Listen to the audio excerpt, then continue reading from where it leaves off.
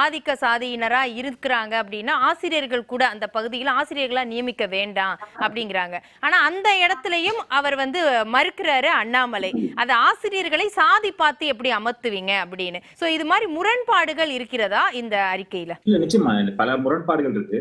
குறிப்பா இந்த அறிக்கையை வைத்து இதை மட்டுமே வைத்து சாதியை ஒழிச்சிட முடியும், இல்ல சாதிய ரீதியான அந்த எண்ணத்தை ஒழிச்சிட முடியுங்கிறது ஏத்துக்க முடியாது. இது வந்து இதுல சில கருத்துக்கள் வந்து ஒரு மாற்றத்தை நோக்கி போறதுக்கான ஒரு முயற்சியா இருக்கலாமே தவிர இதை செய்வதால் மட்டுமே எல்லாமே சரியாயிரும்னா நிச்சயமா கிடையாது. இல்ல இது ஆரம்ப புள்ளி தானே எடுத்தோனே நம்ம செஞ்சுரி அடிக்க முடியுமா? இதுவே பாத்தீங்கன்னா இந்த அறிக்கை மூலியமாவே ஒரு பதற்றத்தையும் ஒரு தேவையில்லாத ஒரு குழப்பத்தையும் உருவாக்கி இருக்காங்க அப்படிங்கிற பார்க்க வேண்டியதா இருக்கு. யார் உருவாக்கி இருக்காங்க ரஞ்சித்? யார் உருவாக்கி இருக்காங்க? அறிக்கை மூலமாவே இந்த அறிக்கையை கொண்டது மூலியமாவே தொடர்ந்து இந்து மக்களுக்கு எதிரானதே, அதாவது சாதி ரீதியான கயிறு கட்டக்கூடாதுன்னு ஓகே, ஆனா இப்ப வந்து திருநீர் வைக்க கூடாது, மத அடையாளங்களே இருக்கக்கூடாது அப்படிங்கிற மாதிரி விஷயங்கள்லாம் பண்ண முடியுது. இதுவே வந்து ஒரு மத ரீதியான அந்த அவரோட சுதந்திரத்தை பறிக்கிற மாதிரி தான் இருக்கு.